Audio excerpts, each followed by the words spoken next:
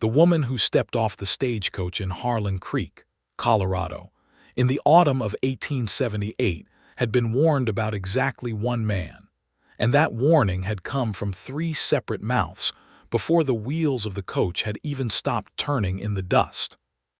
Catherine Monroe pressed her traveling bag to her chest and watched the town materialize through the window glass. A strip of wooden storefronts, a livery stable, a church with a crooked steeple, and the wide, cold sky overhead that looked like it had been stretched too thin and left to pale. The mountains behind the town were already wearing their first caps of early snow, and the wind that found the gaps in the coach's board smelled of pine sap and iron. She was 26 years old, a widow of 8 months, and she had arrived in Harlan Creek for reasons that were practical rather than romantic. Her late husband, Gerald Monroe, had left her with a modest sum of money, a leather trunk full of dressmaking tools, and the name of a distant cousin who owned a dry goods store in the Colorado Territory. The cousin, a wiry man named Thomas Hale, had written her 2 letters in the months following Gerald's death from fever, both of which had been encouraging in the blunt way of frontier correspondence. "Come west," he had written. "There is work here. There are people who need things made and mended, and the town is growing." She had come. She had not come looking for love. She had barely finished grieving Gerald, a kind man who had been more companion than passion, and she had told herself on the long journey from Missouri that she was building something new with her own hands, not waiting for a man to build it for her. But the warning about Robert Shepard had arrived anyway, dropped into her lap like a stone. The first person to mention him had been a woman named Edna Briggs on the train from Kansas City to Denver, a stout woman in a widow's dress who had heard Catherine say she was bound for Harlan Creek. Edna had pressed her lips together and said, "You stay clear of the Shepard ranch, if you know what's good for you. Robert Shepard doesn't speak to anyone in that town unless he has to. Cold as the ridge in January, they say. Man lost his family to a fever 3 years back and just closed up, like a house with all the shutters nailed down." The second warning had come from the stagecoach driver himself, a weathered man named Pete who had a habit of shouting conversations through the roof hatch. When Catherine had mentioned Thomas Hale as her contact in Harlan Creek, Pete had nodded and hollered, "Hale's a good man. Just don't go taking work from Shepard. He'll have you fix something and he'll pay fair, but he won't say 10 words to you doing it. Man's a ghost that pays wages." The third warning had come from a young woman sharing the coach bench with her, a girl of about 18 named Lily Marsh who was traveling to Harlan Creek to marry a surveyor. Lily had giggled nervously and whispered that she had heard Robert Shepard was so unfriendly that his cattle were better company. She had meant it as a joke, but there had been something genuine in her eyes beneath the laughter, something that looked like pity. 3 warnings about one man before she had even set foot in the town. Catherine Monroe stepped down from the stagecoach and thought, whoever this Robert Shepard is, he must be extraordinarily alone. The thought was not unkind. It arrived in her mind with a shade of recognition, the way a certain kind of loneliness is recognizable to those who have held it themselves. Thomas Hale was waiting at the coach stop with his hat in his hands and a relieved expression on his wide face. He was taller than she remembered from their one meeting years ago at a family gathering in Missouri, and his mustache had gone gray at the ends. He shook her hand with both of his and helped load her trunk onto his wagon with the efficiency of a man who had learned that sentiment was best expressed through action rather than word. "Good journey?" he asked as they rattled down the main street. "Long," she said honestly, "but I'm here." "You're here," he agreed, as though that were the whole point, which perhaps it was. He had arranged for her to stay in the 2 rooms above his store, which had previously been used for storage. The rooms were small and smelled of dried tobacco and old paper, but the windows were clean and the stove was in working order, and Catherine stood in the center of the main room with her hands on her hips and told herself that it was good. It was enough. It was a beginning.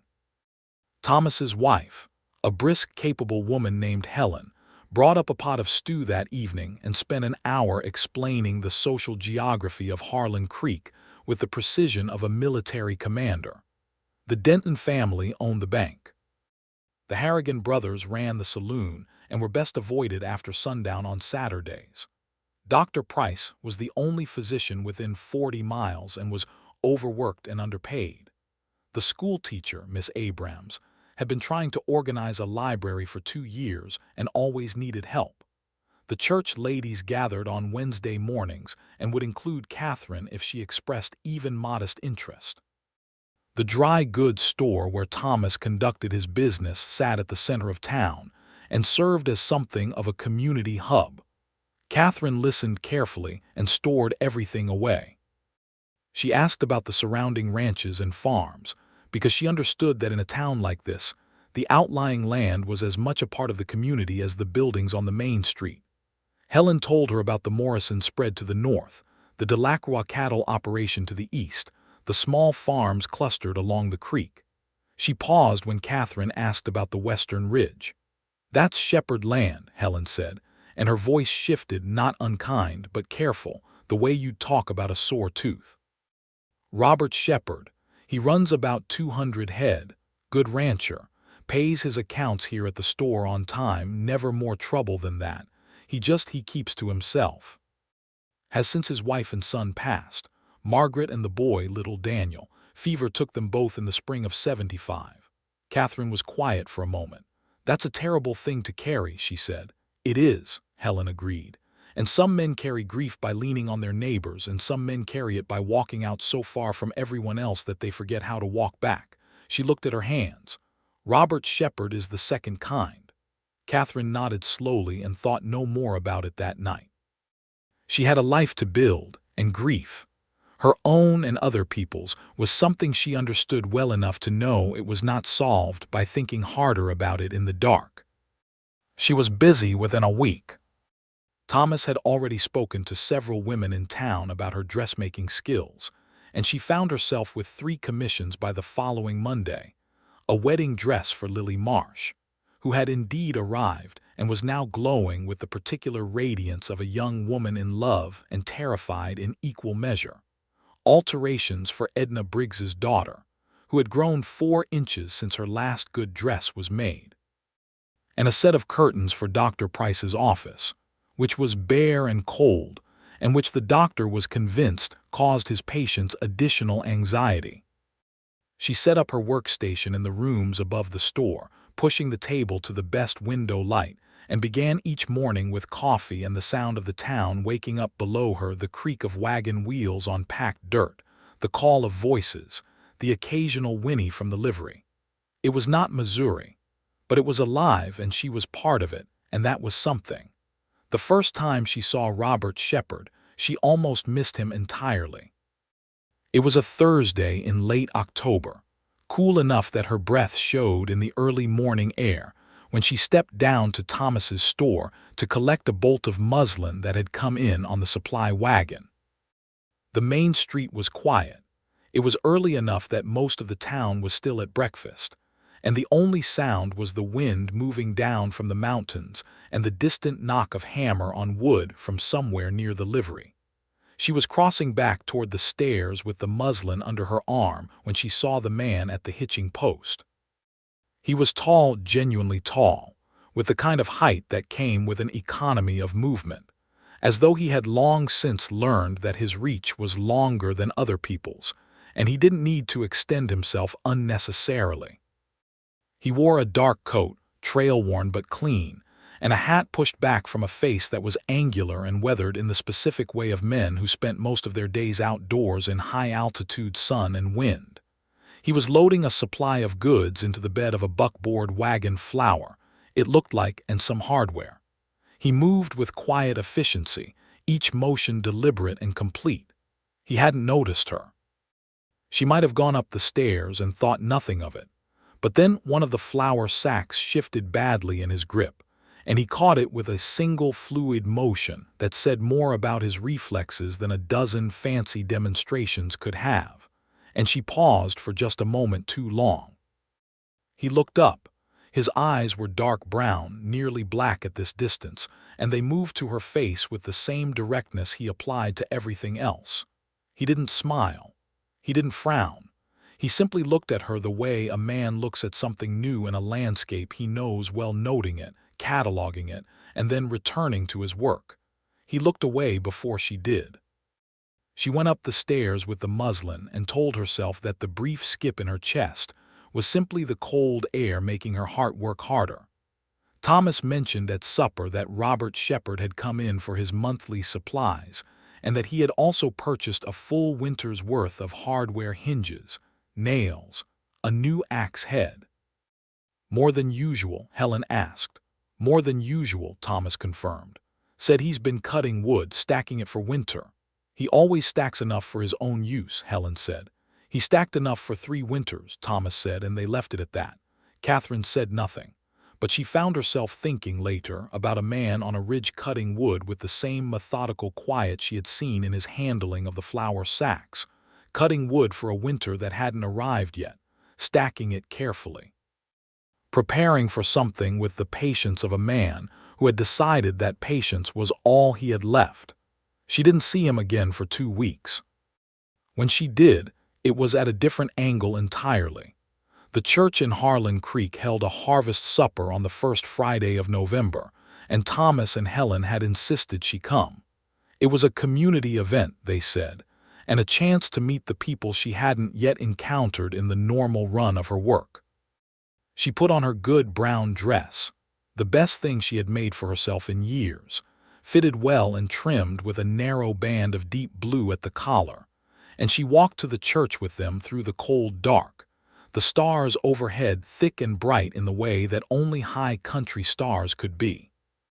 The church hall was warm with body heat and lantern light, and the smell of roasted meat and apple pie. Catherine was introduced to more people than she could store in a single evening: the schoolteacher Miss Abrams, who turned out to be a small and fierce woman in her 30s with ink-stained fingers; the banker Denton and his elaborately dressed wife; several farming families with children who ran in packs around the legs of the adults. She was standing near the food table with a cup of cider when she became aware that the room had shifted in a small but perceptible way. The way a room shifts when someone enters who carries a particular kind of gravity. She didn't understand it at first. She just felt the slight realignment of attention, the subtle tilting of heads. Robert Shepherd was standing at the door, hat in hand. He was not the kind of man who entered a room and immediately sought company. He stood at the threshold and took stock. She could see that plainly from across the hall. And then he moved to one side and found a place near the wall that was near enough to be polite and far enough away to be solitary. He accepted a cup when it was offered by one of the church ladies, and he nodded acknowledgment to people who nodded at him. But he did not seek conversation, and he did not receive much. She watched him for perhaps a minute before she caught herself doing it and looked away. He was not what she had imagined from the descriptions. She had formed from 3 warnings and an overheard conversation an image of a man defined entirely by his coldness, rigid, sharp-edged, unapproachable in a way that felt designed to repel. But the man she had now seen twice was not sharp. He was still. There was a difference. A sharp thing cuts. A still thing simply waits. She turned back to a conversation about dress patterns with one of the farming wives, and didn't look at him again for the rest of the evening. But she noticed when he left early, while the supper was still in full noise, and she noticed that when he passed near the door, he paused to pick up the shawl that old Mrs. Carver had dropped without seeming to notice, and he laid it carefully over the back of her chair before he walked out into the cold. Nobody else appeared to have seen it. Catherine filed that observation away without entirely knowing why. The November cold came down hard that year, earlier than most people had expected. The mountains drew the weather tight and pushed it south, and by mid-November the mornings were well below freezing, and the afternoons never fully shook the chill. Thomas worried aloud about the ranching families who were farther out from town, and Helen organized a collection of preserved goods for the Tremblay family whose barn had burned in October, and who were entering winter with inadequate stores. Catherine was kept busy. The wedding dress for Lily Marsh was her finest piece, ivory wool with a double row of pearl buttons she had ordered from Denver, and Lily wept when she tried it on, though she insisted the tears were from the cold air and not sentiment. Her surveyor, a young man named Andrew who had the anxious goodness of someone trying very hard to be worthy of his luck, shook Catherine's hand and asked what he owed her, and then paid double without being asked. She was also beginning to pick up smaller work from the surrounding ranches, mending, mostly, and occasionally the construction of practical garments that had nothing to do with elegance and everything to do with staying warm. One of the Morrison Ranch hands brought her a pile of ripped work shirts. One of the Delacroix women sent over 3 children's coats that had been handed down so many times the linings were entirely gone. She was mending these coats on a Tuesday morning in the 3rd week of November when Helen came up the stairs and knocked on the open door. "I need to ask you a favor," Helen said, which was not her usual opening. Helen generally simply told Catherine things that needed doing. "Of course," Catherine said, setting down the coat. "Robert Shepherd came in this morning. He needs someone to come out to the ranch for a few days. His housekeeper, old Mrs. Tipton, she's been the one keeping the house since. She's taken ill and gone to her sister's in Denver. He's got a farmhand living in the bunkhouse but no one in the house, and he's got 2 hands with torn equipment, a saddle that needs serious repair work, and he mentioned his coat has got a tear in the lining he can't sort out himself." Helen paused.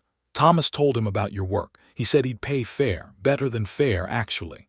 Catherine looked at her needle. "People have told me he's difficult." "People have told me that," Helen agreed carefully. "But Thomas has dealt with him for years.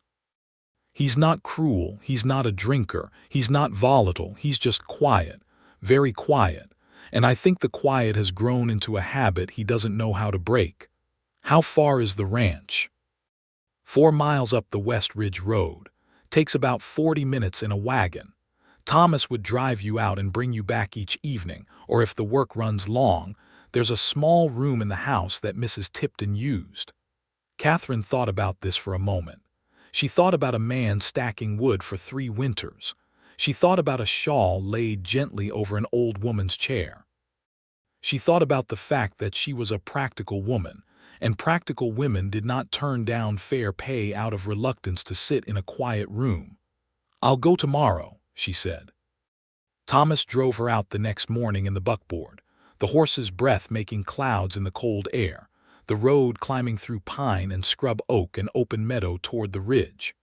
The sky was white and low, carrying snow that hadn't arrived yet. The valley below Harlan Creek looked small and intricate from up here, a collection of brown rectangles and smoke columns, human habitation laid against the enormous indifference of the land. The Shepherd Ranch came into view as they rounded a curve in the ridge road. A solid 2-story house built from the same dark timber as the mountains that framed it. A large barn, 2 outbuildings, and a bunkhouse set back from the main structure. The yard was neat. The fences were well maintained. The garden had been properly put to bed for winter, she could see, the beds covered with straw, and there at the side of the house was the woodpile. It was extraordinary. She had heard Thomas mention it, but seeing it was different. It was not merely a practical supply of firewood. It was a statement. A full cord would have served a single occupant adequately. What she saw was 4 cords at minimum, stacked with a precision that spoke of hours of labor, not hasty work, but careful work, each piece placed to maximize stability and airflow. The pile ran nearly the length of the house wall, and it was covered with a long piece of oilcloth weighted at the edges with stones to keep the weather off. Thomas saw her looking at it. "He's been cutting wood all fall," he said. "Whenever he's not tending cattle, I reckon he's been at it since August." "That's enough wood for a family," she said. Thomas said nothing, but his expression said what he was thinking. Robert Shepherd came out of the barn when he heard the wagon. He was wearing the dark coat she had seen him in before, and his hat was pulled down against the wind. He walked toward them with that same deliberate economy of movement she had noticed twice before, unhurried and direct. He helped her down from the wagon with a hand that was rough, calloused, and steady. "Miss Monroe," he said. His voice was low, and it carried without effort, the way voices do when a person spends a great deal of time outdoors. "I appreciate you coming." "Mrs. Monroe," she corrected gently, and then immediately regretted the correction because it was pedantic and unnecessary. "Mrs. Monroe," he amended, without the slightest indication of offense. "I'll show you the house. The work's mainly inside, but there's also the saddle in the barn if you have time for it." Thomas unloaded her bag and her tool basket from the wagon bed. He gave Catherine a brief look that communicated several things efficiently. "You'll be fine. He's harmless. I'll be back this evening." And then he turned the wagon and headed back down the ridge road. Robert Shepherd held the front door of the house open for her, and she stepped inside. The house was clean, she noted immediately. Extraordinarily clean for a man living alone. The main room had a large stone fireplace, 2 chairs, a table with 4 chairs around it, and a wooden floor that had been swept recently. The kitchen was well ordered. Everything was in its place with a faint air of permanence, as though things had been put here years ago and had not moved since because there was no one to move them. She noticed other things. A child's drawing framed on the wall near the fireplace, a rudimentary horse, the kind a small hand makes, with a large head and disproportionate legs. A woman's rocking chair near the window, empty and dustless, which told her that someone cleaned it regularly. A shelf of books, not many but present, their spines well worn. She also noticed the second bedroom door, which was closed. She had no reason to open it and no desire to. "The things that need mending are on the table," he said, following her gaze around the room. 3 sets of harness straps, my coat." He paused. "There's coffee on the stove if you want it. Mrs. Tipton always kept coffee going. I tried to maintain the habit." It was the most sentences she had heard him speak in a row, and she understood instinctively that this was not a small effort for him. She accepted the coffee, it was strong and good, and she set her tool basket on the table beside the harness straps and began to assess the work. "This is solid repair work," she said, examining the first strap. "Not just a stitch or two." "I know," he said. "That's why I needed someone who knew what they were doing." He left her to it. He went back outside, and she heard him working in the barn, steady sounds, methodical, purposeful. She worked at the table near the window, and the house was quiet around her, and the mountains were visible through the glass, enormous and still. It was not an uncomfortable quiet. She noticed that first. She had expected a silence that pressed, the kind that fills a room when someone withholds themselves from it by force. But Robert Shepherd's silence was not that. It was the quiet of a person so accustomed to solitude that their absence from a room did not feel like withdrawal.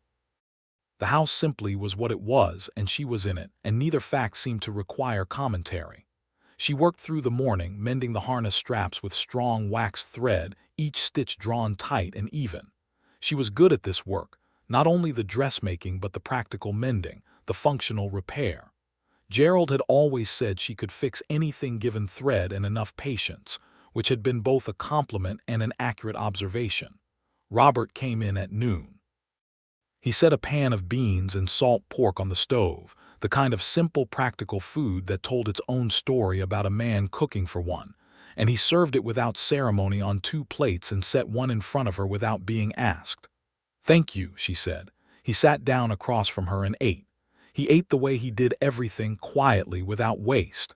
After a moment she said, "Your housekeeper, Mrs. Tipton, was she from Harlan Creek originally?" He looked up. There was a slight recalibration in his expression, the look of a man who had been addressed and was making a decision about how to respond. "No," he said. "She came out from Ohio. Her sister's out there too. That's where she's gone." "Is she likely to come back?" He considered this with the seriousness he seemed to give everything. "I don't know," he said. "She's 72, her sister needs her. Then you'll need to find someone permanent." "Eventually," he agreed. There was a pause. She thought he might let it end there, and she was prepared to let it end, but then he said without particular inflection, "You're from Missouri. Thomas must have told you." "Thomas mentioned it. He said you'd been running your own shop there." "I had." I closed it when my husband died. He was quiet for a moment. I'm sorry for your loss, he said, and the words were simple, but they were not hollow. There was something in them that understood loss from the inside. And I for yours, she said quietly. He looked at her. It was a different look than the catalog and move-on look she had received from him at the hitching post. This one stayed. Thomas told you, he said.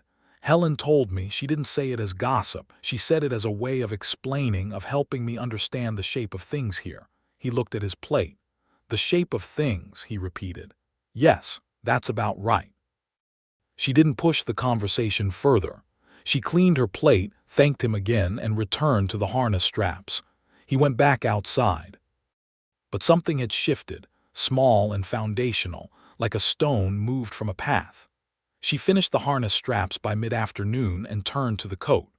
The lining had a long tier running from shoulder to mid-back, and the outer fabric at the left cuff had worn through entirely. It was good wool, she observed. The coat had been well made originally and had been maintained, which told her that the man who wore it did not take things for granted. She worked slowly on the coat, taking care at the shoulder where the tier was complex, and she was still working when the light shifted to late afternoon gold, and she heard his steps on the porch. He came in and stopped when he saw her with the coat. You didn't have to do the whole cuff, he said. The cuff was halfway gone, she replied. It would have gone fully before Christmas. Better to address it now. He looked at the coat in her hands, and something passed across his face that was difficult to read, like weather moving across the mountains too fast to name. You stitch like a surgeon, he said. I've been told that, she said. I'll take it as a compliment. It was one, he said. Thomas arrived with the buckboard at the early edge of evening, the air already carrying the threat of the snow that had been holding off since morning. Catherine packed her basket, accepted the day's wages from Robert. He counted them out carefully, fair as promised, and pulled on her own coat. At the door he said, There's still the saddle. I'll come back on Thursday, she said. He nodded once. Thursday, then. She went down the porch steps and Thomas helped her onto the wagon seat, and she did not look back at the house as they rolled down the ridge road. But she thought about the woodpile in the failing light, those 4 careful cords stacked against the side of the house.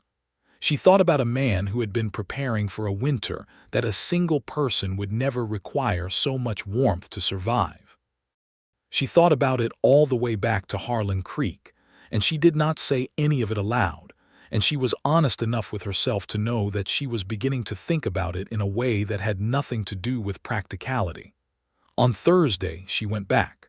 This time she arrived earlier, and Robert was already in the barn when Thomas dropped her off.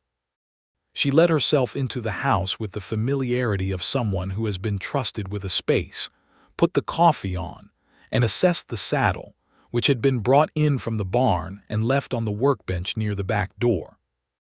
The leather was good, but the stitching at the seat had given way across a span of about 8 inches, and the skirt on the right side had a crack that would open fully if it wasn't treated and restitched immediately.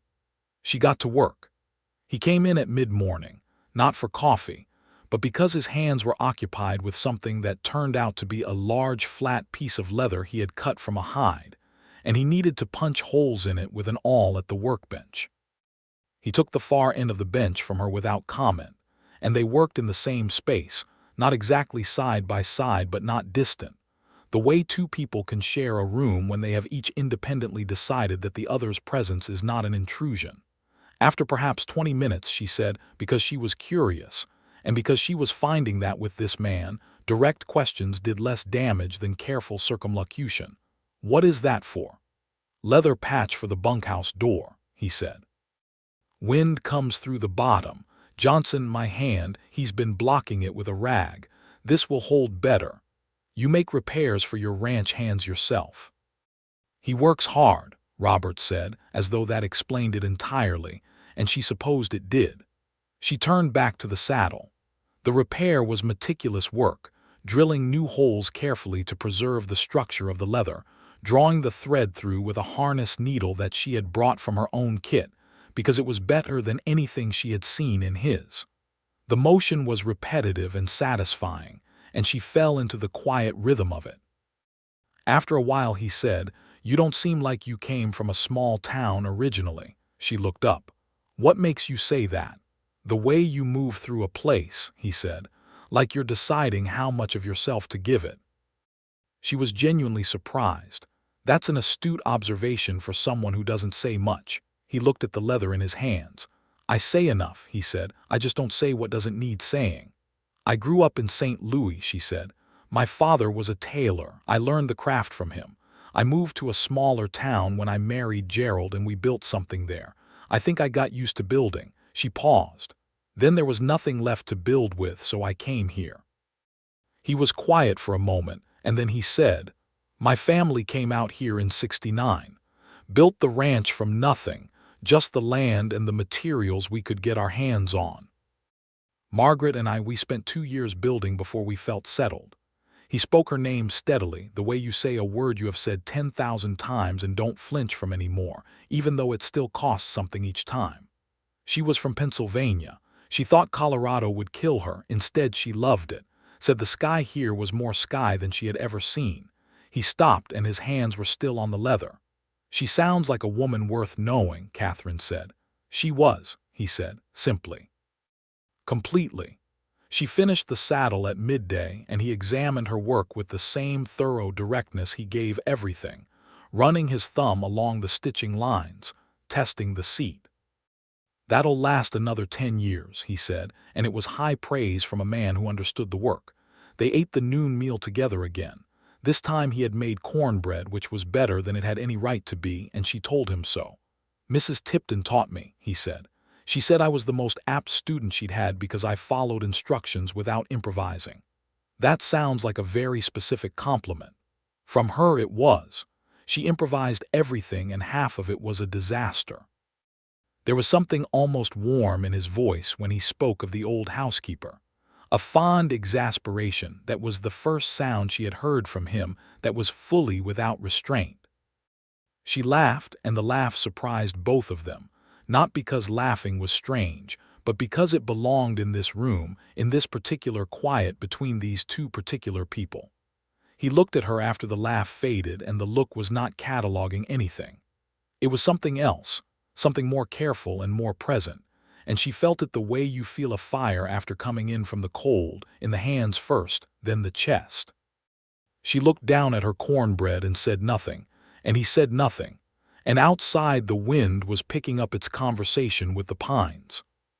Thomas came in the late afternoon, and she went home with him, and that night she lay in her narrow bed above the store and listened to the wind and thought about a man who had built a house on a ridge with his own hands, who had lost the two people who gave that house its purpose, and who had spent the following 3 years filling the silence with steady, careful, unexplained preparation, saving firewood for someone he had not yet met. The thought arrived like that, clear and complete, and it moved through her with a warmth that she recognized as the beginning of something she had not expected to feel again. She came back the following week, and the week after that, and by the third visit it was not simply because there was work remaining. There was a pair of curtains he needed made. The front windows had been bare since Margaret's curtains wore through 2 years ago, and he had simply left the windows bare rather than fill them with anything that wasn't quite right. He mentioned this with a small stiffness, as though the detail embarrassed him, and Catherine did not point out that there was something notable about a man who would rather live with cold, bare windows for 2 years than put up something that didn't belong. She measured the windows, and he stood nearby and gave her the basic specifications he wanted: practical, dark enough to block some of the wind glare in the mornings, nothing fussy. She wrote his requirements in her notebook and noticed that he watched her write with an expression she could not entirely name, some complex gathering of attention, as though the act of a person taking note of what he needed was something he had not experienced recently enough to be casual about. They walked the yard that afternoon because she needed to see the light on the western side of the house to properly account for the curtain weights, and he walked alongside her through the cold air, and they talked about things that had nothing to do with curtains and everything to do with the slow, cautious process of two people discovering that they are interested in the same landscape from complementary angles. She asked about the cattle, and he explained the operation with a quiet expertise that made the work sound like an ongoing conversation with the land rather than a commercial transaction. He asked about her father's tailoring business, and she described the shop on the St. Louis Street where she had grown up with the smell of cloth and chalk dust, and her father's particular philosophy that the most important thing about making a garment was understanding what the person wearing it needed to feel. Not just look, she clarified. Feel. He always said a dress that makes a woman stand differently is worth twice the price of one that only looks good from a distance. Robert walked beside her with his hands in his coat pockets and the cold air making his breath visible, and he said, "That applies to more things than dresses." "Everything, I think," she said. They had come around to the woodpile, and she stopped without intending to, because the scale of it in the full daylight was even more striking than it had been in that first morning's view. She stood for a moment looking at it, and he stood beside her and looked at it too, as though he were seeing it through her eyes. "Thomas said you've been cutting wood since August," she said. "Since July," he said. "That's 4 months of wood cutting for one person's winter." He was quiet for a moment. The wind moved between them. "A person makes plans," he said at last carefully, "sometimes without being entirely sure what they're planning for." She looked at him, and he was looking at the woodpile, and his jaw was set with the expression of a man who has said a thing he was not certain he had the right to say, and who is waiting to find out whether saying it was a mistake. "I don't think that's irrational," she said quietly. He looked at her then. The full, direct, staying look that she was beginning to understand was his version of something most people expressed with a good deal more noise. "No," he said. "I don't think it is either." They went back inside, and she measured windows and wrote down numbers, and he held the other end of the measuring tape without being asked, steady and exact, and neither of them said anything more about the woodpile. But something had been named, quietly, the way important things often are, not with declarations, but with a shared moment of looking at the same thing and understanding what it meant. The snow arrived properly in the first week of December, which was early but not unprecedented for the Colorado high country. It came down for 3 days straight, the kind of snow that does not apologize for itself, that comes in fully committed and leaves the landscape entirely remade. Harlan Creek was muffled under 18 inches by the time it stopped, and the Ridge Road was impassable for 2 full days. Catherine was not able to go to the Shepherd Ranch. She found herself more aware of this than she had expected to be. She occupied herself with the curtain fabric she had already cut and begun hemming, a deep charcoal wool that would block the morning glare without making the house dark, practical and dignified. And she mended the community pile of garments that Thomas collected from families who couldn't make it into town, and she helped Helen organize the warm goods donation for the Tremblays. And she did all of this with the steady, purposeful energy that had always been her best quality, and which she now recognized was also a good screen for the particular restlessness that had been sitting in her chest since Thursday. On the 4th day, Thomas was able to get the Ridge Road report from a rider who had come down from the north. The road was passable with care. He mentioned this casually at supper. "I could take the curtains up tomorrow," Catherine said. Thomas looked at Helen. Helen looked at Thomas. Neither of them said anything, but the look communicated a great deal, and Catherine recognized it as the look of 2 people who had privately arrived at an understanding and were now waiting with benevolent patience for the interested parties to catch up. "I think that would be fine," Thomas said. She went the next morning with the finished curtains folded in brown paper and her tool basket on her knees, and Thomas drove the buckboard up the Ridge Road through cold that was absolute and still in the way that follows a big snow, the mountains sparkling and enormous and indifferent. Robert was shoveling the front path when they arrived. He stopped and looked at the buckboard with an expression that she might have called relief if she had been more certain of it. He helped her down from the wagon and carried the curtain parcel inside himself, and Thomas waved and turned the wagon because he had 2 other deliveries to make before noon and would be back in the afternoon. And there was nothing in his manner that suggested this was anything other than a perfectly standard professional arrangement. Inside the house, Robert had a fire going in both the main room fireplace and the kitchen stove, and the house was warm in a way that felt almost extravagant given the cold outside. She hung the first curtain while he held the rod, and then the second, and they stepped back together and looked at the result. The curtains changed the room. Not dramatically, they were functional and dark, not decorative, but they made the windows purposeful, and they changed the quality of the light inside to something that felt less exposed and more contained. "Good," he said. "Yes," she agreed.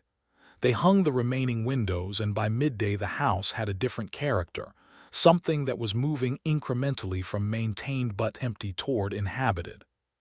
She noticed it in the way you notice a landscape changing season. You can't point to the exact moment, but you know something has turned. At the noon meal, which he had made from scratch, a proper stew with vegetables from the root cellar, carefully prepared, she asked him about Christmas. It was 2.5 weeks away, and she had already been enlisted by Helen to help organize the church supper. "I usually stay on the ranch," he said. "The whole day. The whole day." He said it without self-pity, which was somehow the most affecting version of the answer she could imagine. She turned her cup between her hands. "Thomas and Helen have an open table on Christmas Day. They always have. Half the town comes through. I'll be helping Helen in the kitchen in the morning, but by afternoon, Catherine," he said. She stopped. He had used her first name. He hadn't done that before. He said it with the same directness and economy he used for everything, not a slip but a considered choice, and she understood that this man did not use words carelessly. "I know what you're doing," he said, not unkindly, not with resistance, just naming the thing, which was his way. "What am I doing?" she asked. He looked at her steadily. "You're trying to bring me back in from the cold," he said. "People have tried before after Margaret. Edna Briggs had me over for dinner twice. The Morrison family invited me to their 4th of July celebration 3 years running. I went to those, Catherine. I went and I sat at those tables and I was present in the room, but I wasn't there. Not really."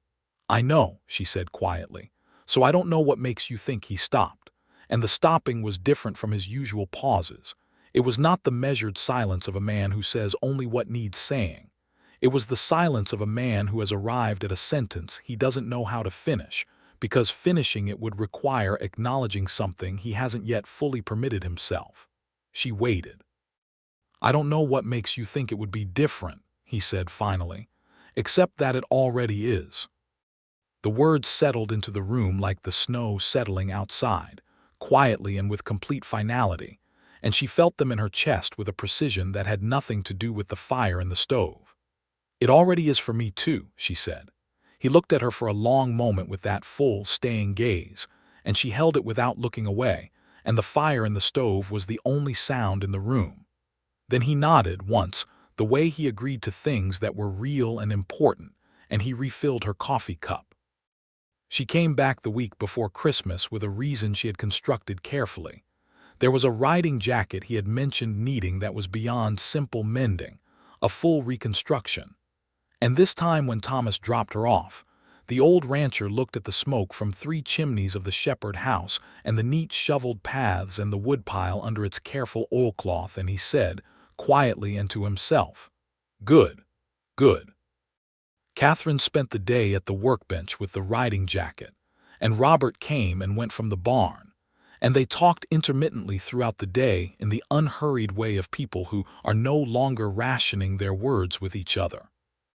She learned that he had grown up in Ohio, that his father had been a cabinet maker, that he had come west at 19 with $60 and an almost entirely theoretical plan, and that the 40 acres he had bought with that $60 had been the foundation of everything he had built since.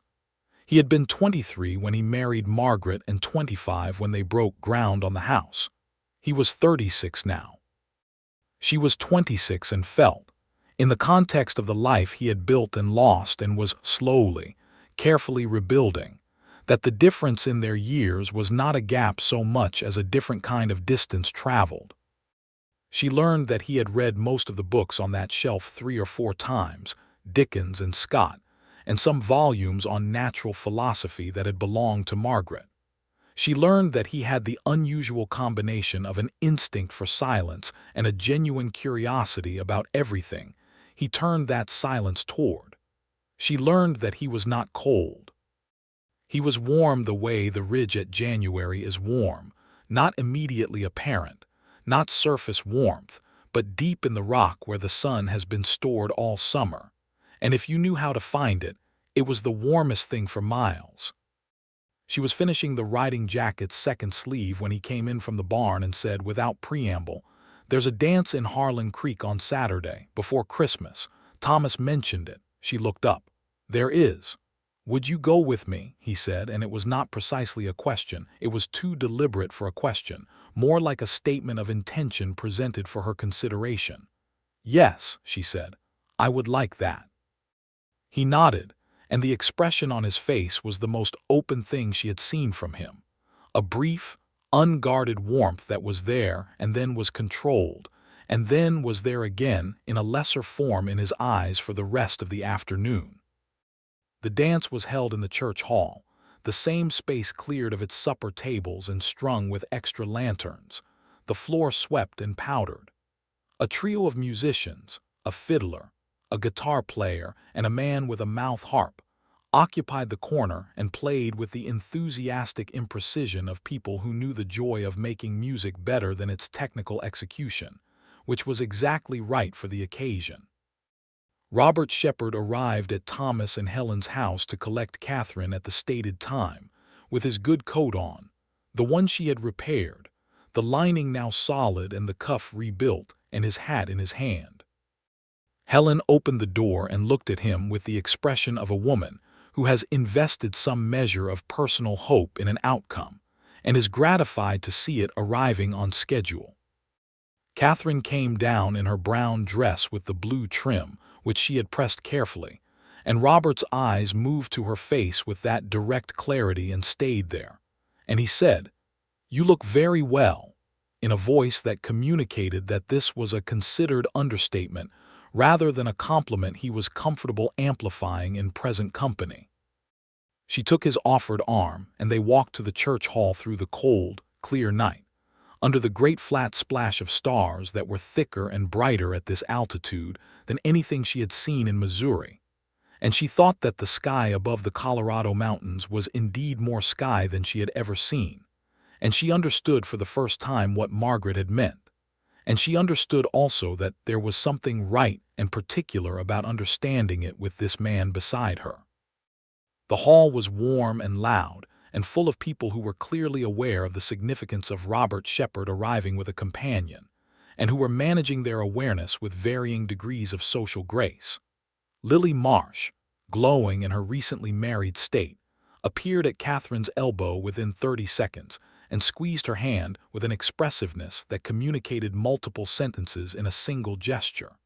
Miss Abrams caught Catherine's eye from across the room and gave a small, precise nod of approval. Old Mrs. Carver, whose shawl Robert had once quietly retrieved without seeking credit, looked at him with a softness that she quickly translated into offering them both pie. They danced. He was not a natural dancer. He moved with care rather than ease, and he kept count under his breath with the concentration of a man applying himself to a task that does not come instinctively. But he was steady, and he paid attention, and he never let her stumble. And when she laughed at a small misstep of his own, he smiled, fully and without reservation, and the smile transformed his face in the way that long-held light transforms a room when you finally open the shutters. She had known he could smile. She had seen the near version of it before. But this was the full version, and it landed in her chest like the first warm day after a hard winter, and she thought, helplessly and completely, that she was falling in love with this man. It arrived not as a surprise but as a recognition, the way you recognize a song you didn't know you knew. They stepped outside for air between dances, standing on the church porch in the cold, and the music from inside was muffled and warm, and the night was enormous around them. "You're smiling," she said. "I noticed that," he said, and his voice had something in it that was different from any version she had heard before, a lightness that was not casual but was real, a lightness that came from something being returned that had been absent for a long time. "Does it feel strange," she asked, "being here like this?" He considered it seriously. "Yes," he said, "but the strangeness isn't, it's not the bad kind. It's the kind that comes from something being right when you weren't sure anything would be right again." She looked at the stars for a moment, and then she looked at him and she said, "Robert, yes. I'm not a woman who requires large declarations," she said carefully. "I've seen enough of life to know that the declarations are usually the smallest part of the thing. What I need to know, if we are, is that what you're feeling is real, and not just the relief of having someone near after a long time alone." He turned to face her, and in the cold dark, with the lantern light from the window catching the edge of his face, he said, "I've been alone for 3 years. I know what loneliness feels like because I chose it deliberately. I know the relief of having a person near, because that is something entirely different from what I feel when you're in my house. When you're at that table with your needles and your thread, and you're talking to me like I'm someone worth talking to." He stopped and took a breath against the cold. "It's not relief," he said. "It's something I thought I didn't have any right to anymore." She stepped closer to him, and he held perfectly still, the way very still things do when they are trying not to frighten away something they cannot afford to lose. She put her hand against his face, cold from the December air, and his expression when she did was so careful and so held and so entirely broken open at the edges that she felt tears rise briefly in her eyes, which she did not permit to fall because she was not a woman who wept in church doorways, but she let them be there for just a moment before they receded. "You have every right," she said.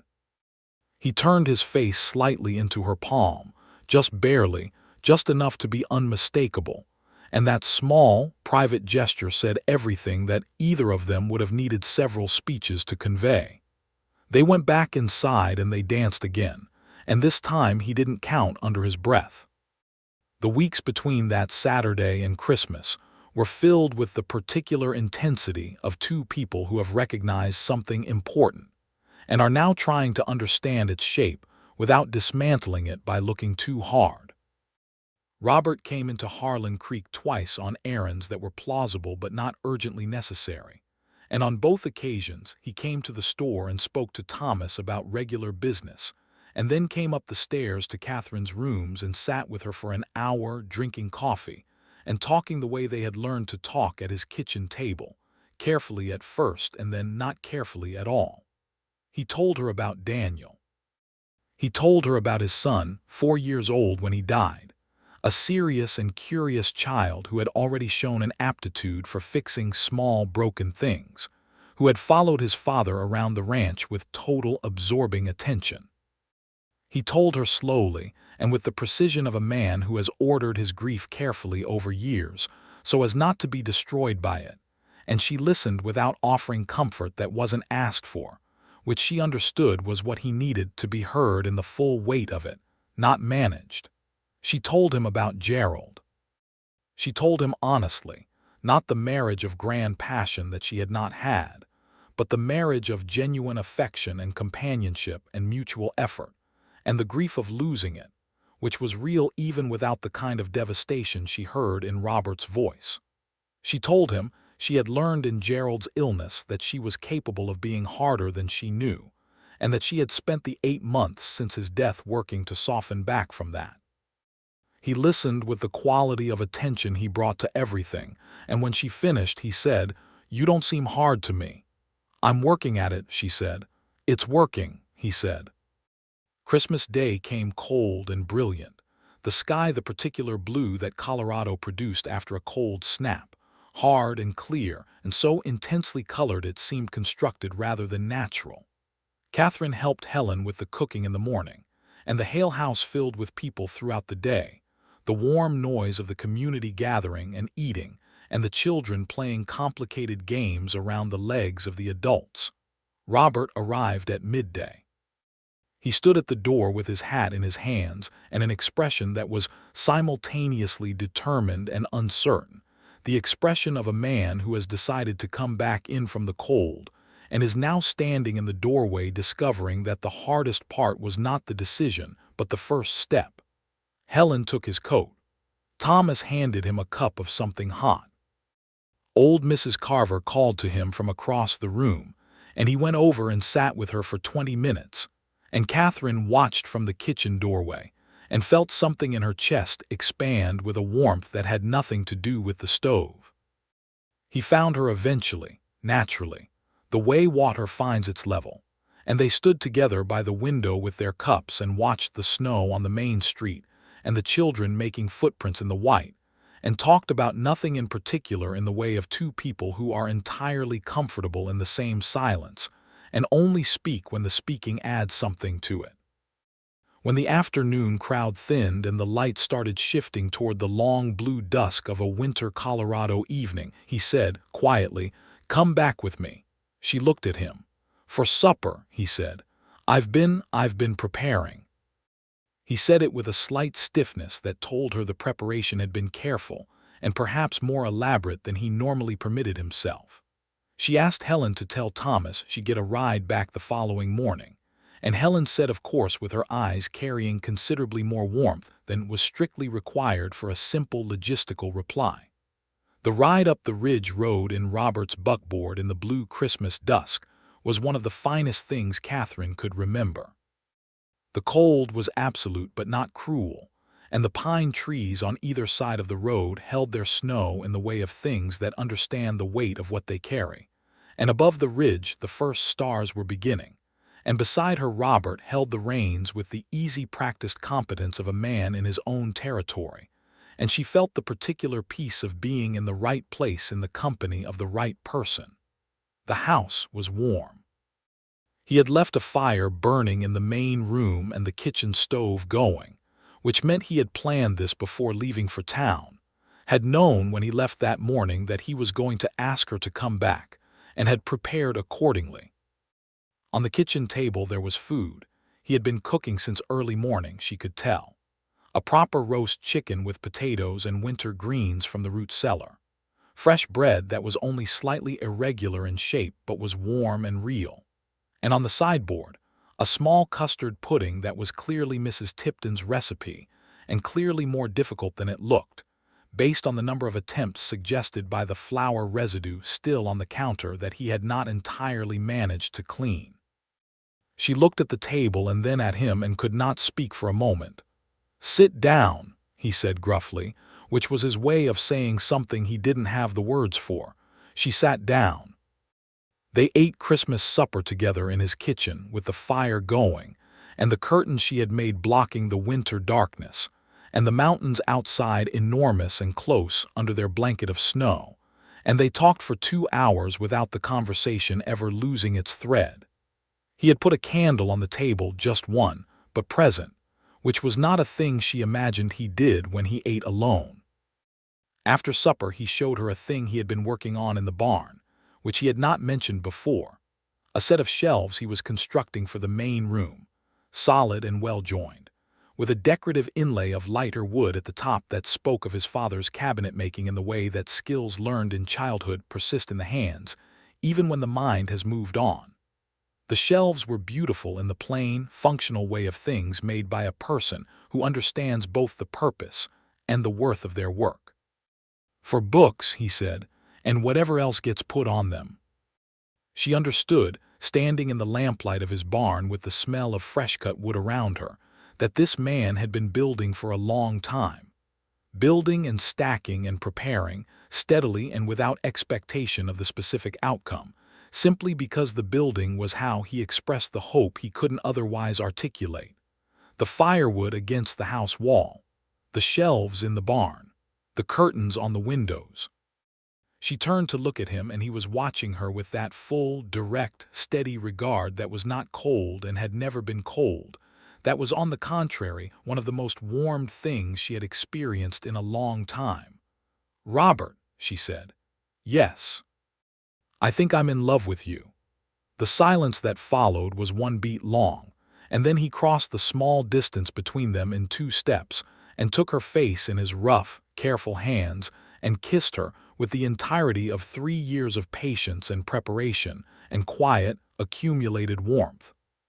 She kissed him back with everything she had been rebuilding since Missouri, and the barn was warm around them, and the mountains were cold outside, and the woodpile was against the house wall where it had been waiting, and neither of them was alone anymore. He proposed in January, which was fitting. He did it at the kitchen table on a morning when the temperature outside was brutal, and the snow was coming sideways off the ridge, and the coffee was hot, and they were both wrapped in the kind of practical warmth that belongs to people who have made a habit of being in the same room together. He put a ring on the table between them, his mother's ring, a simple band of gold with a small garnet, and he said, "I want to ask you to marry me, but I need to ask something first." She looked at the ring and then at him. "Ask, are you here because Harlan Creek is where you ended up," he said, "or are you here because you want to be here?" She understood the distinction completely. "I want to be here," she said. "I want to be here with you specifically. That is separate from and more important than where Harlan Creek falls on a map." He picked up the ring and held it out, and his hand was steady, and she said yes with a fullness that surprised even her. And when he put the ring on her finger and then held her hand carefully in both of his, she felt the same recognition she had felt on the porch in December, the same quality of rightness, and she thought that some things were unmistakable when you let yourself know them. They married in March, when the worst of the mountain winter had passed, and the first hint of spring was in the air under the cold, a smell of mud and melt, and the distant green possibility of what was coming. The church in Harlan Creek was full, which surprised Robert and did not surprise Catherine, who had spent 4 months building the small web of community connections that her work and her nature had naturally woven. Lily Marsh sat in the third pew with her surveyor husband and cried openly and blamed the temperature. Miss Abrams sat in the fifth pew with her arms crossed and a smile of genuine satisfaction. Helen and Thomas Hale sat in the front pew, and Helen held her handkerchief folded in her lap, ready for deployment. Old Mrs. Carver sat with the church ladies and nodded throughout the ceremony with the expression of someone whose private judgments have been confirmed. Catherine wore ivory, the same wool she had used for Lily's dress, made for herself this time, fitted with the precision of 20 years of practice, and the additional precision of a woman who understood what her father had meant about making a person stand differently. She stood at the altar beside Robert Shepherd, who wore his dark coat with the rebuilt lining and the mended cuff, and she thought that she had made those repairs without knowing she was preparing it for this occasion, and found this so entirely appropriate that she nearly smiled before the minister had finished the opening words. Robert said his vows with the directness and economy and complete sincerity of a man who does not say what doesn't need saying and knows, absolutely, that this needs saying. She said hers back to him in the same spirit.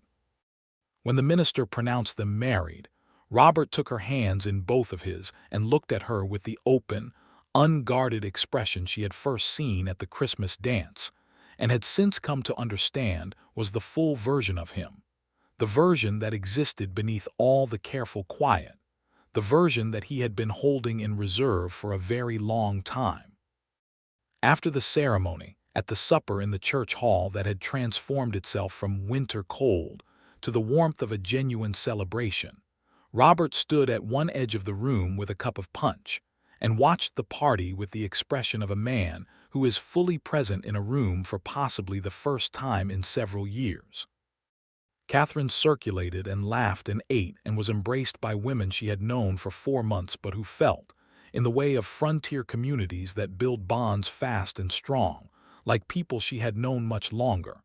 At one point she came back to Robert's side and took his arm, and he said, quietly into her hair, "This is what it's supposed to feel like." "Yes," she said, "this is exactly what it's supposed to feel like." They went home to the ridge that night together, and the mountains were enormous under the cold stars, and the house was lit from inside, and the woodpile was still standing against the wall, most of it still there, because it had been built for more than one winter. They spent the spring on the ranch together, settling into the shape of a shared life with the same methodical care and attention they each brought to their respective work.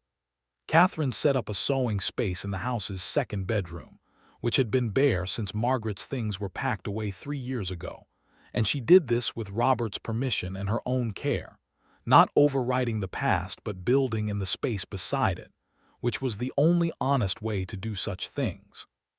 She continued to take work from Harlan Creek and from the surrounding ranches. Robert continued to run his cattle operation with the quiet expertise of a man who had been doing the same work for 15 years and found it not routine but ever-varying, the way any work with living things is ever-varying. They had supper every evening at the kitchen table with the candle that had been present since Christmas and which had simply remained, and they talked or they were quiet, and both states were entirely comfortable. Thomas and Helen came to the Ridge for Sunday supper twice a month, and the Hales and the Shepherds settled into a friendship of genuine warmth that had its roots in the particular gratitude two people feel toward those who were kind at the moments that mattered.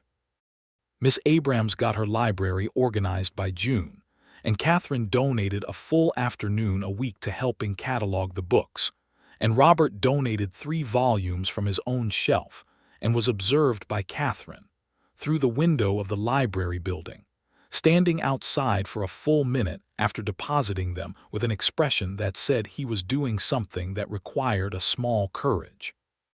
By summer she was expecting their first child, and she told Robert on the porch at dusk, when the mountains were turning the colors they turned in late summer, rose and amber and deep blue, and his face when she told him was something that belonged to nobody else, the most private and complete expression she had ever seen on a person, a gathering of things that she would never try to describe because description would have diminished them. He sat beside her on the porch steps, and they watched the light change on the mountains together and said almost nothing, and the silence between them was the warmest it had ever been. The baby was a boy, born in February of 1880, in the deep of the mountain winter, delivered by Dr. Price, who arrived at the ranch in a snowstorm with his bag and his overworked capable hands, and performed the delivery with the efficiency of a man who had done this many times, and took the responsibility absolutely seriously. The labor was long and hard, and Catherine was brave about it with the stubbornness of a woman who understood that some things simply required you to be present and endure. And when it was finished and the doctor placed the child in her arms, she looked at the small, serious face and felt the enormous specific weight of love that has no comparison. Robert was in the room.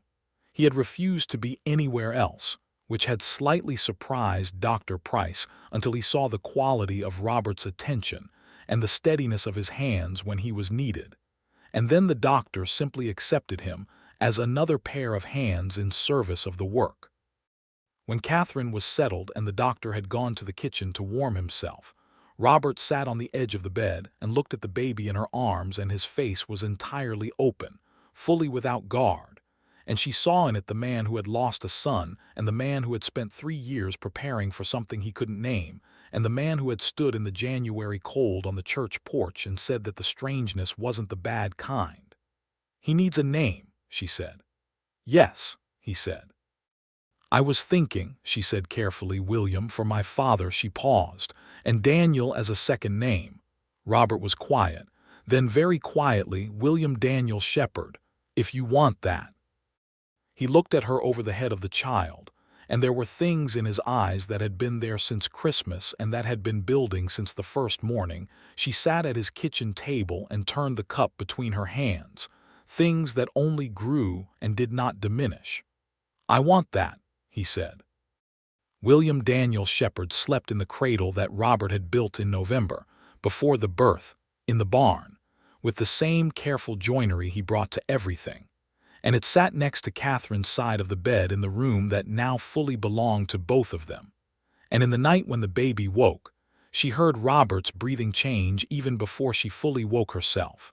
And sometimes he was already up before her, already lifting the child with the experienced, careful hands of a man who had held a baby before and remembered every specific thing about how it was done. Mrs. Tipton came back from Denver in the spring of 1880. Her sister had recovered sufficiently, and the old woman arrived at the Ridge Road on a hired wagon with 2 trunks, and an expression that suggested she had expected to find the house abandoned and was pleasantly disarranged to find it full of people.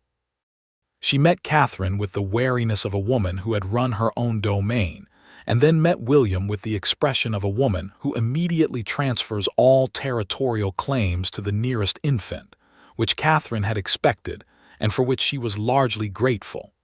The arrangement that emerged was a natural one. Mrs.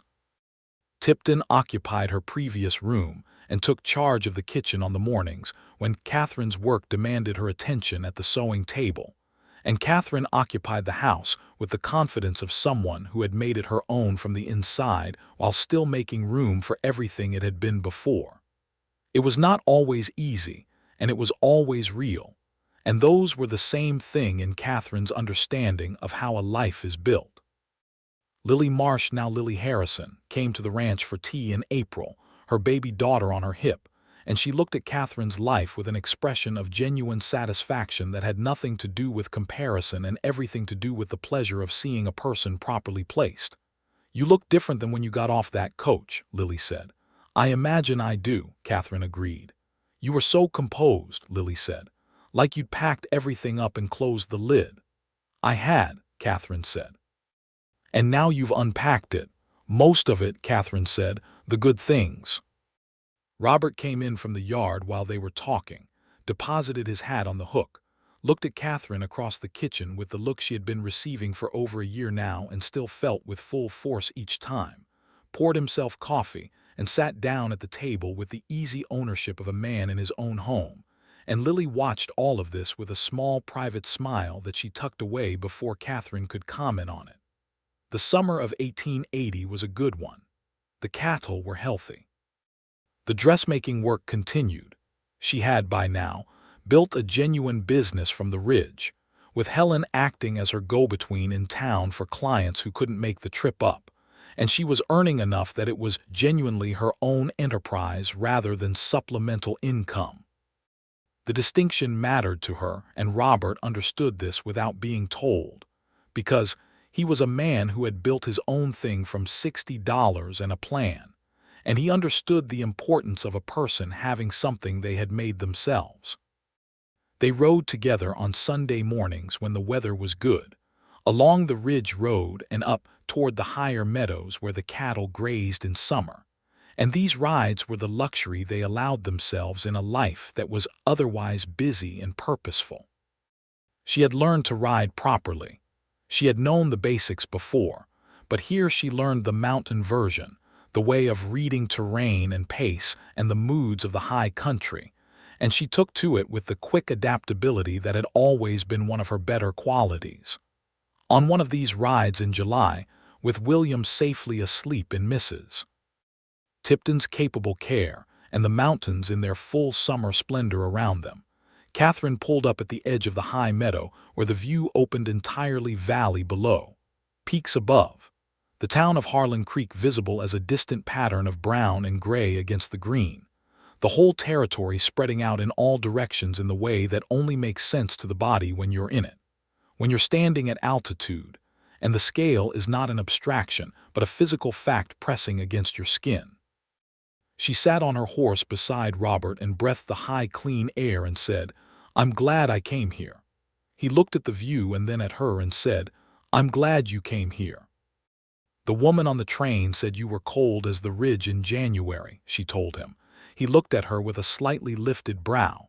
"She was trying to warn me off you before I'd even arrived," Catherine said. "So were 2 other people, actually. And I think the Ridge in January is one of the most beautiful things I've ever seen," she said simply. "It just requires knowing where to find the warmth." He looked at her with that full, unguarded expression she had first seen at the Christmas dance, and he said, "You didn't require much finding. You had good firewood," she said, which was the most accurate thing she could think of. He laughed fully, the way she loved best, the version that had been coming more easily since the winter, since William, since the life they were building had acquired the weight and warmth of something real. By the autumn of 1880, the shelves were installed in the main room, their inlaid tops catching the fire light, and they were filled with books and with William's things, and with a framed drawing she had made of the view from the high meadow, and with the small, ordinary objects of a life being thoroughly lived. And the woodpile was being rebuilt for the coming winter with careful diligence, still more than necessary for 2 adults and an infant, because old habits built on old hope do not vanish but transform. And what had been preparation for an unnamed future had become the straightforward physical expression of a man who took care of what was his and planned ahead and found deep satisfaction in both. The church ladies of Harlan Creek regarded Catherine Shepherd with the particular warm approval reserved for people who have, in the view of the community, made things right. Miss Abrams put her on the library committee permanently. Thomas expanded the store and consulted Catherine on the addition of a dedicated notions and sewing goods section, which was a genuine business decision and also an act of affection. Helen baked William Shepherd a cake on his first birthday and cried with the uncomplicated happiness of a woman whose investment in other people's lives had returned a substantial dividend. In November, Catherine told Robert she was expecting again. He had been mending a fence post at the barn door, and he stopped with the fence post in his hands and looked at her with the same gathering of unguarded feeling as the first time. And then he set down the fence post and walked toward her with the deliberate, unhurried step of a man who has learned that the best things in life do not require rushing. And he held her face in both hands and said, "Good," the way he said things that were actually enormous, simply and completely. The second child was a girl, born in the late spring of 1881, when the mountains were finally shedding their winter, and the first greens were pressing up through the cold ground along the creek. They named her Margaret, which Robert proposed with the steadiness of a man who has made his peace with his past not by forgetting it, but by bringing it forward with him into a life large enough to contain all of it. And Catherine accepted the name with the fullness of a woman who understood that love does not require the erasure of everything that came before. Harlan Creek went on being itself, growing slowly. As frontier towns grew, adding a new physician's office when Dr. Price's practice finally outgrew his original building, adding a second school, losing some families to the further west and gaining new ones from the east. The territory was moving toward statehood by stages, the national conversation about its future arriving in the town's newspaper every week, and Robert and Thomas and the other established men of the community discussed these things at the store's long counter with the serious investment of people who had skin in what this land became. The injustice of the land questions was not invisible to them. The Ute people whose territory this had been for generations were being pushed steadily onto smaller and smaller parcels, the same movement of dispossession that had been occurring across the continent, and the newspaper arrived weekly with new reports of agreements broken and boundaries redrawn. And Catherine found that her Missouri-grown understanding of what was right and wrong had been sharpened rather than dulled by the frontier, by seeing the scale of what was being taken and who was bearing the cost. She and Robert talked about it without easy resolution, because there was none, but they talked about it clearly, and that clarity was its own form of integrity. William Shepherd grew into a solid, curious boy with his father's directness and his mother's adaptability. By the time he was old enough to follow Robert around the ranch in the way that Daniel had once done, the sight of the two of them moving through the yard together, the tall, patient man, and the small, attentive boy, was so natural and complete that Catherine sometimes stopped at the window simply to hold the image in herself for a moment before going back to her work. Margaret was different, bright, and social from infancy. With opinions she communicated with remarkable efficiency before she had full command of the words to express them. She had Catherine's eyes and Robert's precision, and the particular combination of both that made her, even as a very small person, someone you attended to. Mrs. Tipton, who had long since ceased to be a housekeeper in the formal sense, and had become simply part of the household in the way that some people settle into a family and become permanent, told anyone who asked that the Shepherd children were the best mannered in the county, which was an overstatement but contained a truth.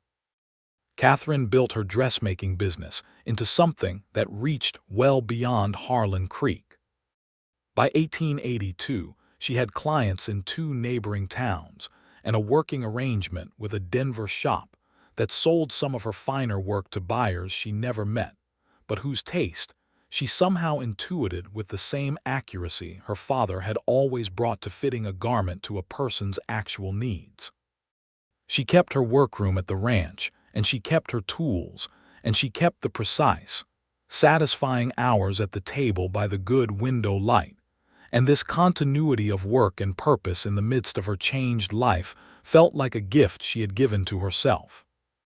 On a winter evening in December of 1882, with the snow outside deep, and the house sealed against the cold and William and Margaret asleep upstairs and Mrs. Tipton in her room with her knitting, Catherine and Robert sat together in the main room by the fire that was burning from the woodpile against the house wall, still replenished every year, still more than necessary, still perfectly stacked under its oilcloth against the season's worst. And she looked at the room around her, and thought about the woman who had stepped off a stagecoach 4 years ago with a traveling bag and a leather trunk, and 3 warnings about a man she had not yet met. She looked at Robert across from her, reading his Dickens in the firelight, his face settled in the ease of a man who has found his level, who is exactly where he belongs, and she thought about what that woman stepping off the coach could not have known, that the warnings were a kind of accidental guidance, that cold as the ridge in January was not a verdict but a description, and that descriptions, unlike verdicts, belong to the person who reads them and not the subject. He looked up and found her looking at him. "What?" he asked. "I was thinking about the stagecoach," she said. "When I arrived, someone told me you were cold as the ridge in January and I should stay away from you." He raised an eyebrow. "You've mentioned this before. I know. I keep thinking about it because I keep being grateful that I disagreed." He put the book down on his knee and looked at her with the full, steady warmth that had been building since the first cup of coffee at his kitchen table, that had survived 3 winters now and shown no diminishment, that was in fact larger and surer and more thoroughly itself with each passing season. "You didn't exactly disagree," he said. "You came up the ridge for work." "I came up the ridge," she said, "because I was curious about a man who'd been stacking wood for someone he hadn't met." He was quiet for a moment.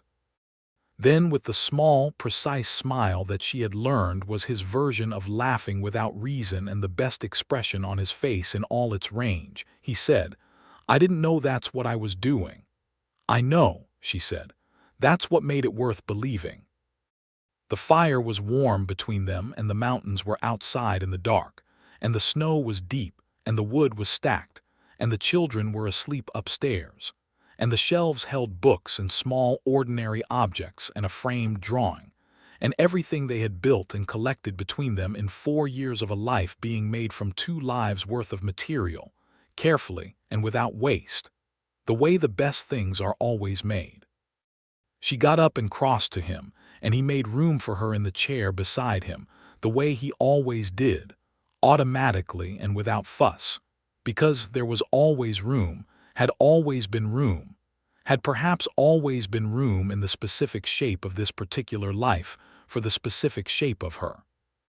She leaned against him and he put his arm around her and they sat together in the firelight, and the book was open on his knee and her needlework was on the side table, and the fire burned the wood from the pile that had been waiting there, patient and warm, all the way from before they knew each other, and the house on the ridge held them both in the December cold of the Colorado mountains, solid and true and built to last.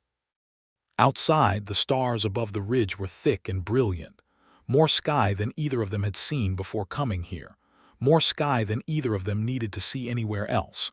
And the woodpile stood against the house wall where it had always stood, covered and ready.